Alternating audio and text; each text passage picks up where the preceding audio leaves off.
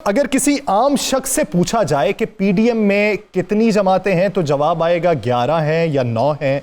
उनसे नाम पूछें तो वो कहेंगे पाकिस्तान पीपल्स पार्टी है, पाकिस्तान मुस्लिम लीग नून है, जमीयत उलमा इस्लाम फे है। बकिया नाम पूछेंगे तो किसी को नामों का पता तक नहीं होता। इसकी जो वजह क्या है कि नामों का पता क्यों नहीं है और इसका फायदा किसे हो रहा है, 3 बड़ी जमातों को या फिर हुकूमती जमात को? देखिए यासर, ये बात आपने बिल्कुल दुरुस्त की है। इसका फ़ायदा हुकूमत को भी हो रहा है और 3 बड़ी सियासी जमातों को भी हो रहा है। दोनों तरफ फ़ायदे हो रहे हैं। हुकूमत को फ़ायदा इसलिए हो रहा है कि हुकूमत समझ रही है कि ये जो 11 रुकनी एक टीम बनी है, इस 11 रुकनी टीम में सिर्फ 3 खिलाड़ी हैं, बाकी सारे वो प्लेयर हैं कि जिनकी ना बारियाँ नहीं हैं, जिनसे ना ओवर कराया जाना है, जिनसे ना ओपनिंग कराई जानी है, जिनसे ना ही कीपिंग कराई जानी है। फील्डिंग उनसे कराई जाएगी और फील्डिंग भी ऐसी होगी जो जहाँ पे जाएगा कैच छोड़ देगा। ये हिसाब होगा अगर हुकूमत को ये फ़ायदा। जहाँ तक अपोजिशन का बात है तो अब 2 जलसे हो गए, 2 के बाद अब तीसरे जलसे की तैयारी है।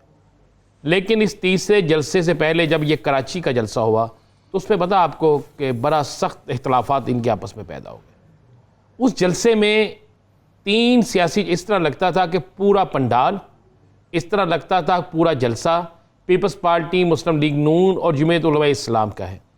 वहाँ पर पहले इनकी बात हुई जलसे से पहले कि तमाम सियासी जमातों के जो लीडरान हैं उनका कोई ना कोई मकामी जो स्पोक्स पर्सन होगा या मकामी जो रहनुमा होगा वो भी स्टेज के ऊपर नज़र आएगा माइक पे। अब हुआ गया कराची जलसे में, आपने देखा कि जो जमीयत उलमा इस्लाम के सोमरू साहब हैं वो कभी कभी स्टेज सेक्रेटरी बन जाते थे, कभी पीपल्स पार्टी के बन जाते थे। मुस्लिम लीग नून का तो नहीं बनता था, लेकिन नून लीग की क़यादत काफ़ी हद तक स्टेज पर मौजूद थी। इससे जो छोटी जमातें थीं उन्होंने वाज़े तौर पर उसी वक्त चीखना चलाना शुरू कर दिया कि ये क्या हो रहा है, हमें सिर्फ शो पीस बनाकर पेश किया जाता है, स्टेज पे बिठाया जाता है, उसके बाद बात पीपल्स पार्टी अपनी कर जाती है, नून लीग अपनी कर जाती है, मौलाना साहब अपनी कर जाते हैं।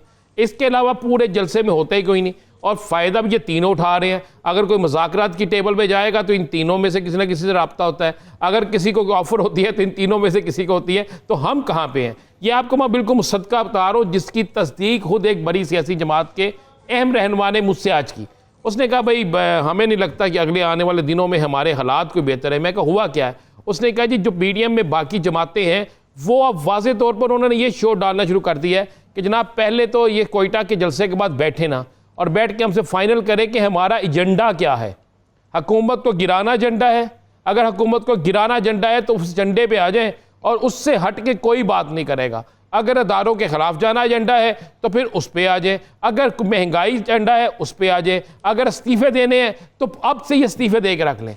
उसने कहा जी कोई भी अहम फैसला जो है उसमें हमें उस वक्त शामिल किया जाता है जब फैसला हो चुका होता है। और मैं आपको ये खबर ब्रेक कर दूं कि आने वाले चंद दिनों में 25 तारीख के बाद पीडीएम के इजलास बुलाने के लिए छोटी जमातें जो है वो कहना शुरू हो जाएंगी और उस इजलास में वो अदम एतमाद करेंगी।